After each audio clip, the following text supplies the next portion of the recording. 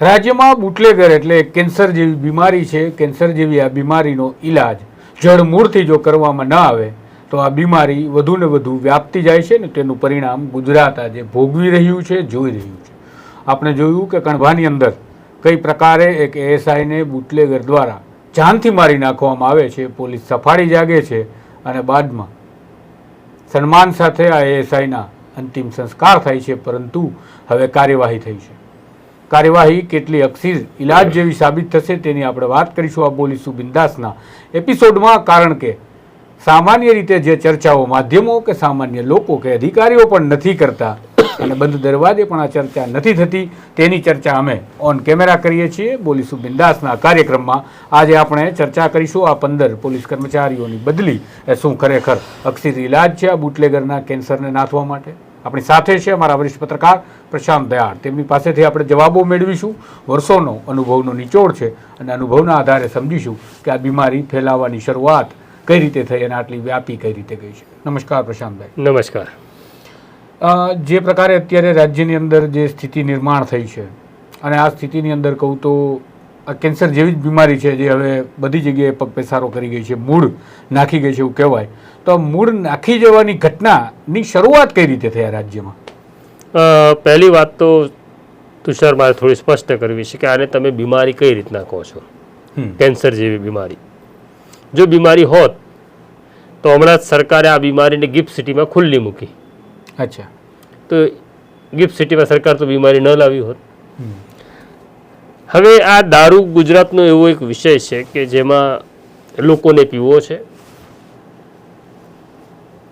લોકોને વેચવો છે, સરકારને વેચાવા દેવો છે, પોલીસને દારૂમાંથી પૈસા મળે છે, લેવા છે, અને છતાં આપણે બધા એક સાથે એવું કહીએ છીએ કે આ બીમારી છે. તો પહેલાં તો તમારે ખુલીને કહેવું પડે શું કરવું છે. અને આને ના નાથી શકાય એવી કોઈ ઘટના દેશમાં કે વિશ્વ આખામાં હોતી નથી. મૂળ સવાલ ઈચ્છા શક્તિનો હોય છે. ઈચ્છા શક્તિ હોય તો ચોક્કસ નાથી શકાય, પણ આમાં માત્ર સરકારની ઈચ્છા શક્તિથી કામ ચાલે એવું નથી. કારણ કે જ્યારે જ્યારે કેટલાક અમલદારોએ એવા અમલદારો આવે અને એમણે પોતાની ઈચ્છા શક્તિ બતાડી કે મારા તાબાના વિસ્તારમાં આ કામ નહીં થવા દઉં, ત્યારે ત્યારે આપણે લઠ્ઠાકાંડ થતો પણ જોયો છે. બરાબર છે. કારણ કે લોકો પછી હોમમેડ અથવા બહુ જલ્દી પ્રોસેસ થયા વગરનો કેમિકલ નાખીને દવા નાખીને એવો દારૂ પીવે છે ને માણસો મરી જાય છે. ને ખાલી આપણા ગુજરાતમાં થાય છે એવું નહીં, બિહારની અંદર દારૂબંધી નાખ્યા પછી ત્યાં પણ આ સ્થિતિ નિર્માણ થઈ છે. એટલે આને હું એવું કહીશ કે આખી ઘટના છે ને એક માનસિક બીમારી છે. દારૂ એને જુદી રીતના ટ્રીટ કરવાની જરૂર છે. પણ અત્યારે આપણે જે મૂળ વિષય ઉપર વાત કરવાના છીએ તે કહ્યું એમ કે પેલું કણભામાં એક એએસઆઈ મૃત્યુ પામ્યો અને ગઈકાલે ડીજીપીએ 15 પોલીસ કોન્સ્ટેબલોની હેડ કોન્સ્ટેબલોની જિલ્લાવાર બદલી કરી. તો પહેલાં તો એવું છે કે પહેલાં તો તમારી પાસે બીમારીનું નિદાન થવું જોઈએ અને પછી એની ઉપર સારવાર થવી જોઈએ. આપણને એ ખબર નથી કે શરીર ઉપર દેખાતું આ ગુમડું શેનું છે. ગુમડાની સારવાર કરવાને બદલે એની ઉપર આપણે પાટો બાંધી દઈએ છીએ, એનું ડ્રેસિંગ કરી નાખીએ છીએ ને એવું કહીએ છીએ કે બસ અમે અમારું કામ કરી નાખ્યું. એક્ઝેક્ટ દર વખતે દારૂની વાત આવે ત્યારે સરકાર કામ કરે છે, પોલીસ કામ કરે છે એવું બતાડવા માટે માત્ર ને માત્ર વહીવટદારની બદલી કરવામાં આવે છે. સદનસીબે આ વખતે ગુજરાતના જે ડીજીપી છે વિકાસ સહાય એક પ્રમાણિક અમલદાર હોવાની સાથે એમની પ્રમાણિકતાને તમે શંકા કોઈ પણ ન કરી શકો. એટલે એમનો દુશ્મન પણ એમની પ્રમાણિકતા ઉપર શંકા ન કરી શકે એવા પ્રમાણિક અધિકારી છે. નેક માણસ પણ છે. પણ તકલીફ એવી થાય છે કે તેઓ પણ પોતાના જે પુરોગામી અધિકારીઓ ડીજીપી હતા એમણે જે રસ્તે ચાલ્યા મોટે ભાગે એ જ રસ્તા ઉપર એ ચાલવાનું પસંદ કરે છે. મને એવું લાગે છે કે એમણે આ વિષય પર સંશોધન કરવું જોઈએ, વિચાર કરવો જોઈએ, લોકો સાથે વાત કરવી જોઈએ, આ વિષયમાં કામ કરતા લોકોને પૂછવું જોઈએ કે કઈ દિશામાં શું થઈ શકે. હું ખાલી માત્ર આ જ ઘટનાની વાત કરું કે આજે એએસઆઈનું નિધન થયું, એક્સિડન્ટમાં મરી ગયા, એવો દુઃખદ બાબત છે. આવું ન થવું જોઈએ. કોઈનો પણ માણસ મૃત્યુ પામે એ પીડાદાયક છે. અને તમે એ ઘટનાના સંદર્ભમાં સ્ટેટ મોનિટરિંગ સેલ, જેનો દારૂ હતો ભૂપેન્દ્ર ઉર્ફે ભૂપી નામનો એક બુટલેગર છે, એના મોબાઈલ ફોન ચેક કરે છે અને મોબાઈલ ફોનની અંદર CDR મળે છે, એટલે કોલ ડિટેલ રેકોર્ડ મળે છે. એના આધારે એવું નક્કી થાય છે કે હું, તું, આ 5, 10, 15 લોકો આના સંપર્કમાં હતા. કોણ છે આ લોકો? તો કે પોલીસવાળા છે. ક્યાં છે? તો કે ભાઈ પોલીસ સ્ટેશનમાં નોકરી કરે છે, ગાંધીનગરમાં છે, ક્રાઇમ બ્રાન્ચમાં. બસ આમની જિલ્લા બહાર બદલી કરી નાખો. તો પહેલી વસ્તુ તમારે એ સમજી લેવી પડે કે તમે જેની જિલ્લા બહાર બદલી કરો છો કોણ છે. તો તમે એવું કહો છો ખાનગીમાં, કારણ કે આપણે ત્યાં વહીવટદાર નામની કોઈ સત્તાવાર પોસ્ટો છે નહીં કે કોન્સ્ટેબલ લીધા, હેડ કોન્સ્ટેબલ લીધા, PSI લીધા, વહીવટદાર લીધા. તો વહીવટદાર એવી કોઈ સરકારી, તો આ લોકો વહીવટદાર છે કેમ? તો કોનો વહીવટ કરતા હતા? આ જે કંઈ આ ભૂપેન્દ્ર કે ભૂપી પાસેથી દારૂના પૈસા આવતા હતા, એ બધા જ પૈસા આ લોકો પોતાના ઘરે લઈ જતા હતા, આ 15 લોકો. તો ચોક્કસ એમને સજા થવી જોઈએ, તો ચોક્કસ એમનું ઇન્વોલ્વમેન્ટ છે. તો એવું નથી. આ જે પૈસા કોઈક લાવતું હતું એ કોઈક પોતાના PIને આપતું હતું, કોઈક પોતાના ACPને આપતું હતું, કોઈક પોતાના DCPને આપતું હતું. તો પૈસા લેવામાં બધા જ. આ તો આમની સ્થિતિ તો છે ને, મને પેલી વાલિયા લૂંટારાની કથા યાદ આવે છે કે વાલિયાને જ્યારે વાલીઓ લૂંટ કરવા નીકળે છે ત્યારે એક સંતને લૂંટવા જાય છે, ત્યારે કહે છે કે તું આ પાપનો ધંધો શું કામ કરે છે? ત્યારે એવું કહે છે, હું ક્યાં પાપ કરું છું, તો મારા પરિવાર માટે કરું છું.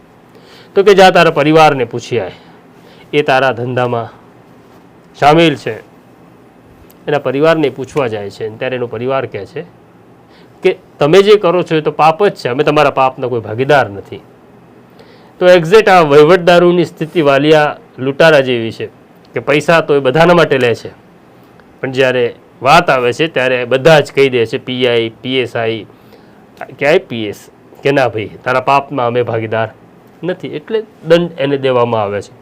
પણ એક મિનિટ માટે મારે તમને રોકવાનું કે જનતાને હજુ પણ એક જનરેશન છે જેને કદાચ ખબર હશે, તમારા જૂના અહેવાલો વાંચ્યા હશે, સાંભળ્યા હશે, એમને કદાચ ખબર હશે. પણ હજી આ જે વહીવટદારની જે પ્રથા છે, આ વહીવટ એટલે શું બધા સમજીએ છીએ. હવે તો ખરેખર આપણે કોઈને કહેવું હોય કે અમે વહીવટ કરવા જઈએ છીએ, સારો વહીવટ કરવો હોય તો પણ લોકોને શંકા જાય છે કે કયો વહીવટ.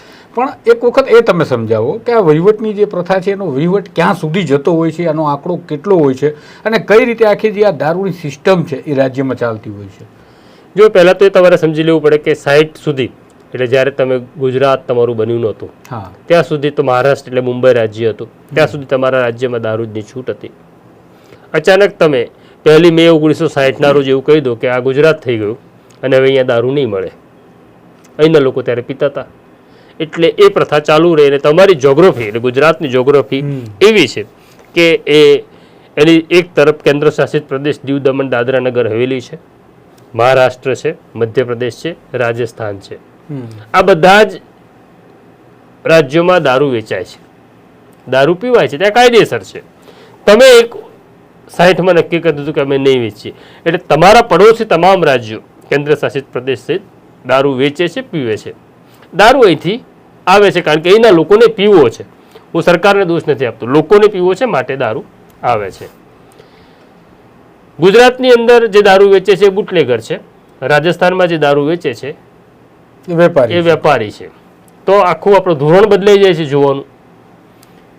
હવે ગુજરાતની અંદર તમારે દારૂ લાવવો છે તો કેવી રીતના લાવવો? મારે અમદાવાદની અંદર દારૂનો ધંધો કરવો છે કોઈ વ્યક્તિને, તો કેવી રીતના લાવો? તો ઘણી બધી એજન્સી છે. પહેલાં તો એવું થાય છે કે તમારી પાસે સ્ટેટ મોનિટરિંગ સેલ જેવી એજન્સી છે, જેને પહેલાં વિજિલન્સ બ્રાન્ચ કહેતા હતા. હમણાં સદનસીબે નિર્લિપરાય જેવા અધિકારી છે એટલે એનો હપ્તા લેવાનો રોલ નથી એ બ્રાન્ચનો, એવું હું ચોક્કસપણે કહી શકું. પણ એની પહેલાં કે જેને દારૂ વેચવો છે એને કોની પરમિશન લેવાની? તો કે સૌથી પહેલાં વિજિલન્સની એટલે કે સ્ટેટ મોનિટરિંગ સેલની લેવાની હતી, કે જેનો વિસ્તાર આખું ગુજરાત છે. એટલે કે હા ચાલો અમે તમને વેચવા દઈશું. પછી તમે તમારા શહેરમાં આવો, તમારા જિલ્લામાં આવો, તો તમારે પરમિશન કોની લેવાની? કે ક્રાઇમ બ્રાન્ચની, કારણ કે ક્રાઇમ બ્રાન્ચના તમામ આખો જિલ્લો છે કે અથવા આખું શહેર છે. પછી તમે શહેરમાં છો તો પ્રિવેન્શન ક્રાઇમ બ્રાન્ચ છે. આમ એક પછી એક પરમિશન તમે લેતા જાઓ, અને દરેક બ્રાન્ચમાં આનો એક વહીવટદાર છે એટલે એક પોલીસવાળો છે જે તમારો હપ્તો નક્કી કરે છે. અચ્છા, કોઈ અધિકારી સીધો વાત નથી કરતો બુટલેગર સાથે. પછી તમે જ્યાંથી દારૂ શરૂ કરો છો, તમે માની લો કે રાજસ્થાનથી દારૂ લાવો છો ગુજરાતની અંદર, તો જે પહેલો જિલ્લો આવે, બીજો જિલ્લો આવે, ત્રીજો જિલ્લો આવે, એ બધા જિલ્લાઓ સાથે તમારે કોર્ડિનેટ કરવું પડે છે. કારણ કે રસ્તામાંથી વાહન પસાર કરવાનું છે. એટલે એવું પણ નથી કે બધો જ દારૂ આવે છે એ પોલીસની જાણ બહાર આવે છે, અને જે દારૂ આવે છે પોલીસની જાણમાં આવે છે. બુટલેગરો પણ બદમાશ હોય છે, 2 ટ્રકની પરમિશન લઈને 20 ટ્રક દારૂ ઘુસાડે, એવું પણ બને છે. એમના માટે ધંધો છે. તો આ જે દરેક બ્રાન્ચોમાં છે જ્યાંથી મંજૂરી મળે છે, એનો જે કરતા હરતા, સમાહર્તા, દુઃખ હરતા છે, એ વહીવટદાર છે. પણ કોના માટે વહીવટ કરે છે? તો નાનો માણસ છે. હું વહીવટદારની ફેવર પણ નથી કરતો, હું એ જે પૈસા લેવાય છે એને પણ હું જસ્ટિફાય નથી કરતો, પણ મૂળ બીમારીને જાણ્યા વગર આખી દવા થાય છે. એટલા માટે આપણે આ વિષય ઉપર વાત કરી. તો આ વહીવટદાર છે કે જે દારૂ જુગારના પૈસા લે છે, પોતાના અધિકારીઓને આપે છે અને એનાથી ચાલે છે. અને જ્યારે જ્યારે રાજ્યમાં બધું જ ખાડે ગયું છે ને હવે બધું દુરસ્ત કરવું છે એવું સરકારને કે ડીજીપીને વિચાર આવે, ત્યારે પહેલી ઘાત વહીવટદાર ઉપર આવે. આ 15 વહીવટદારોને તમે મૂકી દીધા જિલ્લા બહાર. હવે તપાસ થશે કે આ વહીવટદાર કોનો વહીવટ કરતા હતા, આના પૈસા ક્યાં જતા હતા.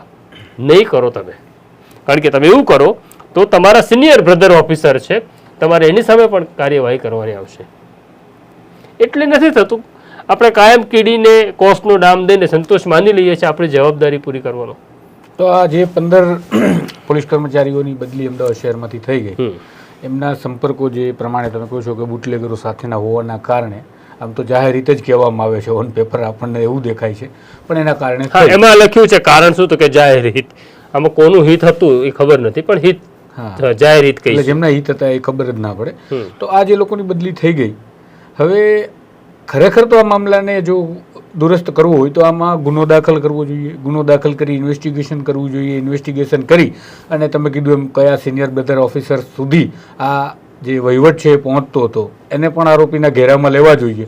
આ પ્રકારની પ્રક્રિયા થાય તો જ આ જે છે પેટર્ન છે એક વખત તૂટે, એવું તમને લાગે છે? 2 વસ્તુ છે. એક તો આ પેટર્ન કોઈ દિવસ નહીં તૂટે. અચ્છા. એનું કારણ એવું છે કે હું તને એવું કહું કે હવે આપણે હપ્તા લેવાના છે, એટલે તું બજારમાં ઉઘરાવે, તું મને આપે તો એને તો હું તને કઈ રસીદ આપતો નથી. એક્ઝેક્ટ એવું છે કે આ વહીવટદારો છે એ PI, ACP, DCP, JCP, CP જેનો વહીવટ કરતા હોય ને એમને પૈસા આપે તો કઈ રસીદ આપે છે કે ભૂપીના અડ્ડાના આટલા આવે? એવું તો થતું નથી. એટલે કોઈ દિવસ આ નહીં તૂટે. પણ મૂળ ખોટ, ખાટલે મોટી ખોટ જે છે એ સિસ્ટમની છે. તમે કોઈ દિવસ એવો વિચાર કરતા નથી કે આ બધા જ પૈસા જે બુટલેગર પાસેથી કે દારૂ જુગારમાંથી આવે છે, અથવા પોલીસ બીજા રસ્તે પણ જે કરપ્શન કરે છે, એ બધા જ પૈસા બધાના ઘરે જતા રહે છે. ના, તો એવું થતું નથી. આ જે 15 લોકોની બદલી થઈ એમાંથી મોટો ભાગ જે છે અમદાવાદ ક્રાઇમ બ્રાન્ચના કોન્સ્ટેબલ કે હેડ કોન્સ્ટેબલ્સ છે. આ એવા લોકો છે જેમને હું ઓળખું છું કે જેમણે છેલ્લા 1 વર્ષનો આપણે એમનો ટ્રેક જોઈએ તો એમણે ઘણી મોટી માત્રામાં નાર્કોટિક્સના કેસ કર્યા છે. એવા કોન્સ્ટેબલો, હેડ કોન્સ્ટેબલ પણ છે કે એમની ઇન્ફોર્મેશનના આધારે ટ્રેક થયું અને પકડાયા. તો આ જે સિસ્ટમ ચલાવી રહ્યા છે એ અધિકારીને મારે સવાલ પૂછવો છે કે જે કોન્સ્ટેબલે કે હેડ કોન્સ્ટેબલે નાર્કોટિક્સની ઇન્ફોર્મેશન લાવ્યો એને તમે સિક્રેટ ફંડમાંથી કોઈ પૈસા આપે? કારણ કે એને તો બાતમીદારે માહિતી આપી હશે. એ બાતમીદાર કોઈ દિવસ મફતમાં કામ કરતો નથી. પોલીસના તમામ બાતમીદાર માત્ર ને માત્ર પૈસા માટે કામ કરે છે ને કોઈક વખત બદલો લેવાની ભાવનાથી કરે છે. તો તમે સિક્રેટ ફંડમાંથી આપો છો પૈસા? તમારી પાસે એટલું સિક્રેટ ફંડ છે કે તમે મોટા ઓપરેશન માટે, બાતમીદારો માટે પૈસા ફાળવી શકો? તો નથી ફાળવી શકતા. મને ખબર છે કે આ જે મોટો ચંક પૈસાનો ક્રાઇમ બ્રાન્ચમાં આ કોન્સ્ટેબલો પાસેથી આવતો હશે, બાતમીદારો પાછળ પણ વપરાય છે. તો સિસ્ટમમાં ખોટ છે. તમારી પાસે સિસ્ટમમાં એટલું ભંડોળ હોવું જોઈએ કે તમારા કોઈ પોલીસ કર્મચારીને, constable, head constable, PI, PSI કે આઈપીએસને બીજા કરપ્શનના પૈસા ઉપર મોહતાજ ન રહેવું પડે ઇન્ફોર્મેશન ગેધરિંગ માટે. એવી તો સિસ્ટમ નથી.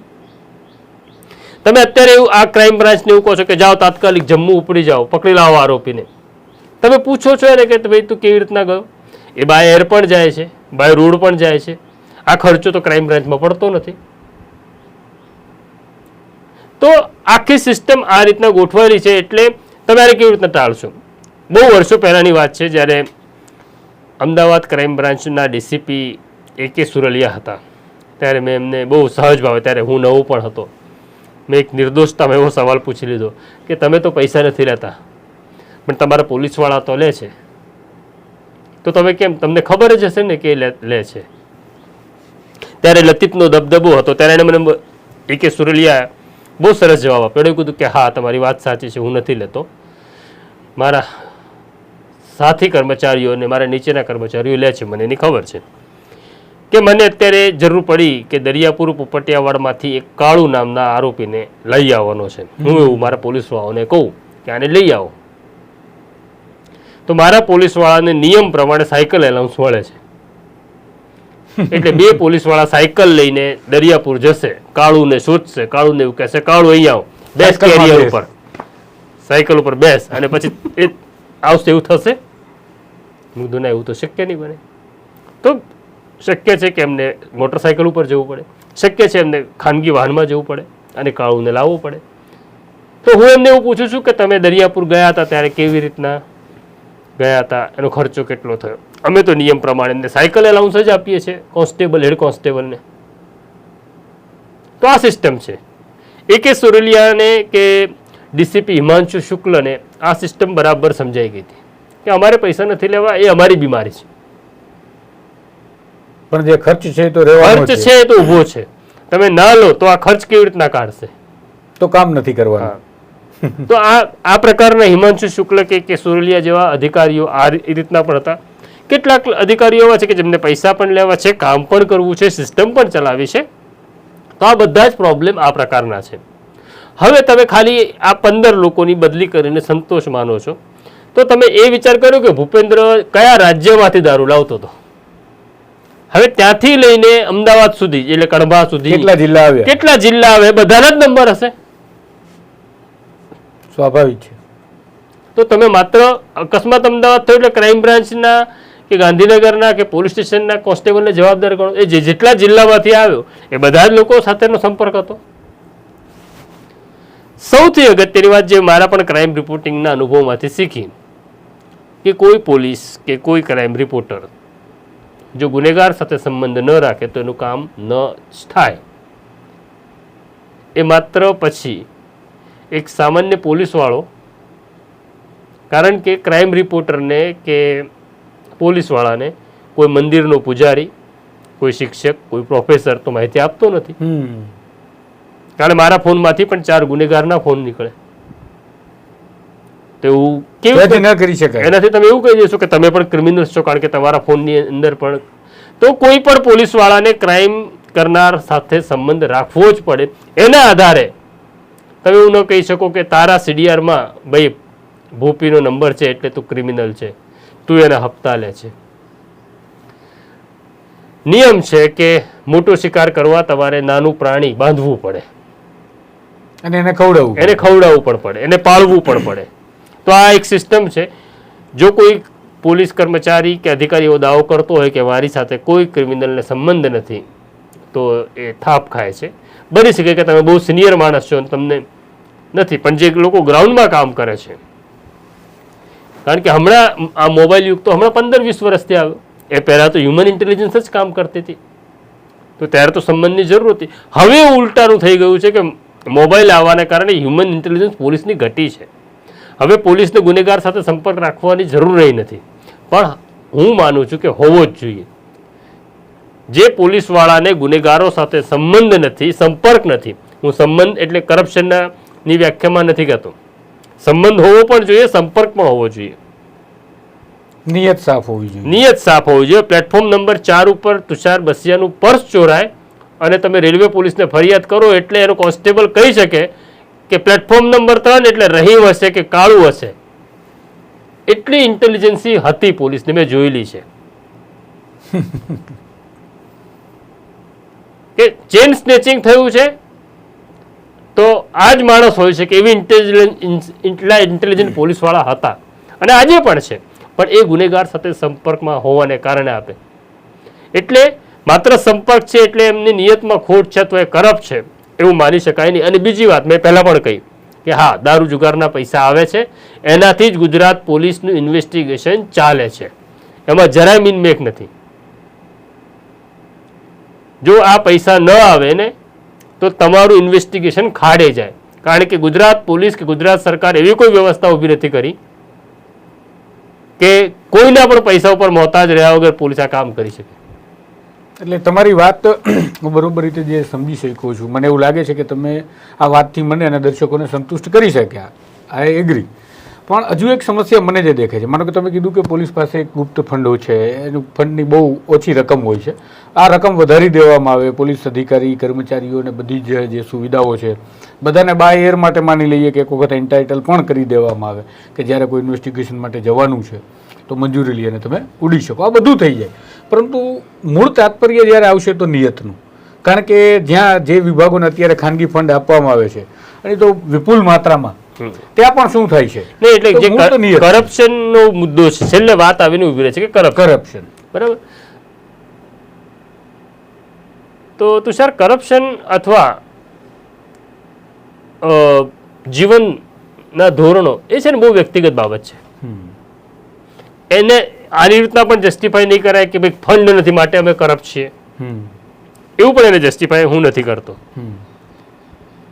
કે પગાર ઓછો છે, અમે કોન્સ્ટેબલ છીએ કે હેડ કોન્સ્ટેબલ છે, અમારો પગાર ઓછો છે એટલે અમે કરપ્ટ છીએ, તો કોઈ આઈએસ કે આઈપીએસ કરપ્શન જ નહોતું કરવાની જરૂર, કારણ કે જેમને તો 4 બેડરૂમનો ફ્લેટ મળે છે. અને બીજું આપણે નોકરી જાતે સ્વીકારીએ છીએ, આપણને બધી ખબર છે, આપણને બધી ખબર છે, બધી મર્યાદાઓની ખબર છે, બધી તકલીફોની ખબર.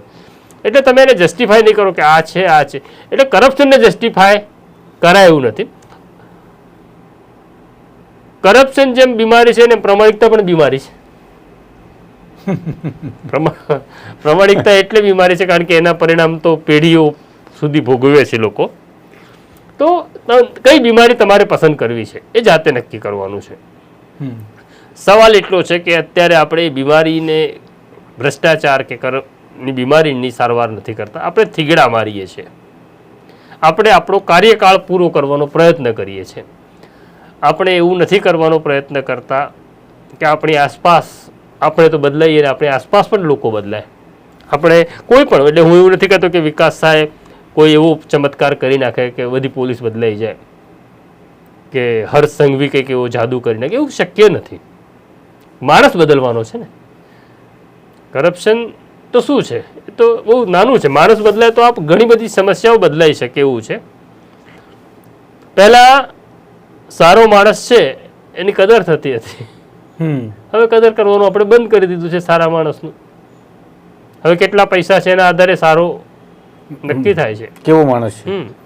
પણ આપણે જોઈએ છીએ અત્યારે, માનો કે આ તો કણભાવાળી ઘટના બાદ 15 કર્મચારીઓ, આની પહેલા પણ આપણે જોયું કે ભરૂચમાં જે પ્રકારે, એટલે આપણે જોયું કે રખિયાલની અંદર પણ એક સાથે આખું સ્ટાફને સસ્પેન્ડ કરી નાખ્યો, તમે જિલ્લા બહાર મૂકી, કર્મચારીઓ હાઈકોર્ટ સુધી, મામલો હાઈકોર્ટ જાય અને હાઈકોર્ટ પછી પાછા એમને રિસ્ટેટ કરે પોતાના જિલ્લામાં. એટલે આ બધું જ આપણે જોયું છે. પણ એક ઘટના જે છે આનાથી થોડીક અલગ છે, છતાં પણ આના જ પરિપ્રેક્ષ્યમાં આવે એવી છે કે જુનાગઢની અંદર જે અત્યારે આ જ માધ્યમો, જે તરલ ભટ્ટની મેટર, પીઆઈ તરલ ભટ્ટ સસ્પેન્ડેડ છે, હવે એમની મેટર ચાલતી હતી અને હવે આ તરલ ભટ્ટને એક આરોપી તરીકે બતાવવામાં આવી રહ્યો છે. તરલ ભટ્ટના વિશે એવું કહેવાય છે, જે પ્રમાણે એટીએસ રિમાન્ડ માંગે છે કે 386 જેટલા ખાતા, આ બધો જ ડેટા એક પોલીસ અધિકારી લઈ જાય છે પોતાની સાથે. તો આને કઈ વ્યાખ્યામાં લઈ શકાય? હું એવું કહીશ કે જેમ કોઈ ગુનેગાર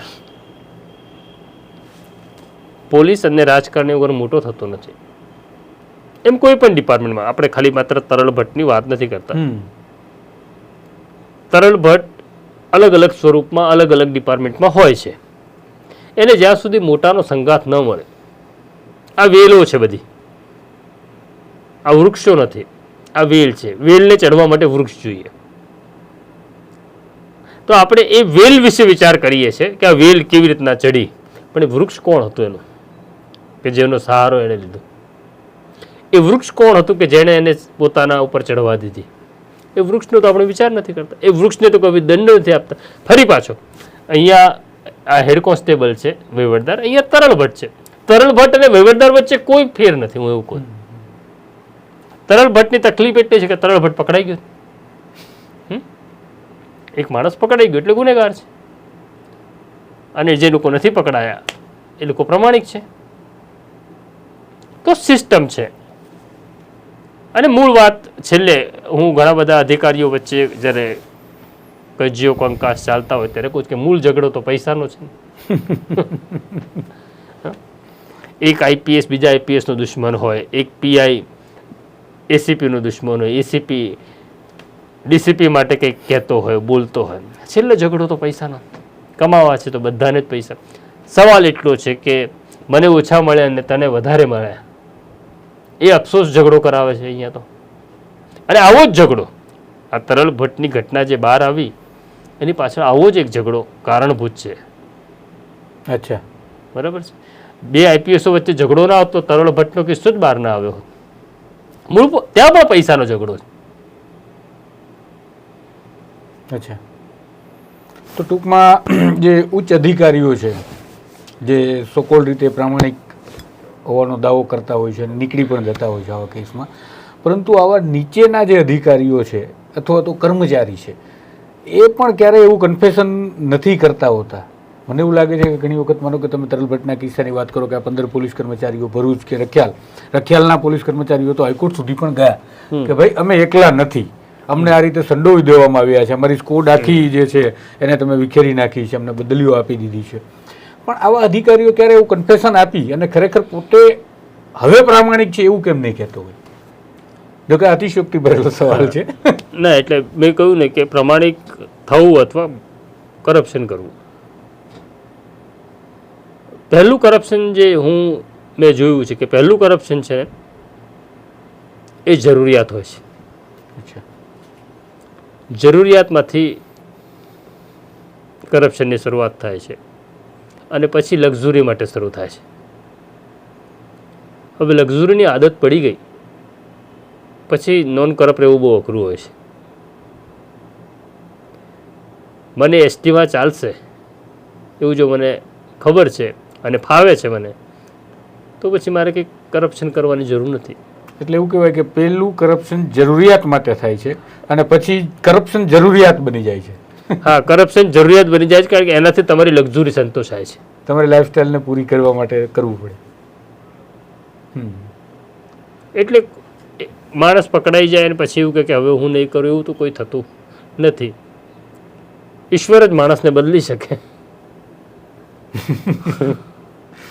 ખેર, તો આશા રાખીએ કે ઈશ્વર આ માણસોને બદલે અને ખાસ કરી અને માત્ર ભ્રષ્ટાચાર નહીં, ઘણી વખત ભ્રષ્ટ અધિકારી નથી અને પ્રામાણિક છે છતાં પણ એ કંઈ કરતા નથી. હા, એવા લોકો પણ બહુ ઘાતક છે કે જે લોકો પ્રામાણિક છે પણ કંઈ કરતા નથી. એમના દરવાજા ઉપર માણસો મદદ માંગવા આવે છે પણ હું પ્રમાણિક છું એવા ગુણગાન ગાય છે અને કંઈ થતું નથી. અને જે લોકો અપ્રમાણિક છે પણ સામે ઉભેલો માણસ લાચાર છે, દુઃખી છે, બેબસ છે, એના માટેનો દંડો ઉપડે છે, અન્યાય કરતા લોકોને દબાવે છે. તો હવે આપણે નક્કી કરવાનું છે કે આપણે પ્રમાણિક માણસો જોઈએ છે કે અપ્રમાણિક માણસો જોઈએ છે. કારણ કે દરેક ઘટના વખતે અલગ અલગ માપ અને કાટલા હોય છે, એટલે કોઈ એક ઘટના સાથે આપણે એને નહીં સરખાવી શકીએ. એટલે ટૂંકમાં દરેક ઘટનાઓને આપણે અલગ રીતે જોવી પડશે. આપણે એક સાથે કોઈને જનરલાઇઝ ન કરી શકાય. હા, તો આવા અધિકારીઓ પણ છે રાજ્યમાં કે જેઓ પ્રામાણિક છે, પ્રામાણિક હોવા છતાં કામગીરી કરે છે. ઘણા બધા એવા છે કે જેઓ અપ્રામાણિક છે છતાં પણ ક્યારેક ક્યારેક પોતે પ્રામાણિકતા સમજી અને કામગીરી કરી બતાવે છે. અને કેટલાક એવા છે કે જેઓ પ્રામાણિક હોવા છતાં કંઈ નથી કરતા. આખરે દંડાય છે એક નાનો કર્મચારી, કોઈ પણ વિભાગનો હોય કે કોઈ પણ પ્રકારનું તેને કામ કર્યું હોય, દરેક જગ્યાએ દંડાય છે માત્ર નાનો કર્મચારી. કારણ કે આ વહીવટની જે પ્રથા છે એ વહીવટની પ્રથા નીચેથી લઈ ઉપર સુધી હોય છે, પરંતુ જ્યારે પકડાય છે અને વહીવટ ખુલે છે ત્યારે નાના કર્મચારી પર કાર્યવાહી કરી અને માધ્યમોને આ બધું જ બતાવી દેવામાં આવે છે કે અમે કાર્યવાહી કરી, પરંતુ જો ખરેખર તપાસ કરવામાં આવે તો ખબર પડે કે નીચેથી લઈ ઉપર સુધી જે આ લાઈન છે એ લાઈન ક્યાં જઈને અટકે છે અને હવે શું કરવું એ સવાલ પછી માધ્યમોને કરવાની પણ હિંમત રાખવી પડશે, કારણ કે ઘણી વખત માધ્યમોને પણ ડર લાગવા લાગે છે આ સવાલ કરતાં કે હવે કરો કાર્યવાહી, તમારો છેડો તો અમારા સુધી પણ આવે છે. ખેર, આ જ પ્રકારની બોલીશું બિંદાસના એપિસોડની અંદર અમે ચર્ચા કરતા રહીશું. આ ચર્ચાઓ વિશે જો તમે પણ કંઈ મંતવ્યો આપવા માંગો છો તો કમેન્ટ બોક્સમાં બતાવી શકો છો. એવા કોઈ વિષય કે એવા કોઈ મુદ્દા છે કે જે તમને લાગે છે કે સમાજમાં કે લોકોની વચ્ચે ચર્ચા નથી થતી, પરંતુ આ ચર્ચા થવી જરૂરી છે અને થવી જોઈએ, તો તમે એના માટે પણ અમને મંતવ્ય કમેન્ટ બોક્સના માધ્યમથી આપી શકો છો. આ જ પ્રકારની ચર્ચાઓ સાથે ફરી વહેલી તકે મળીશું. નમસ્કાર.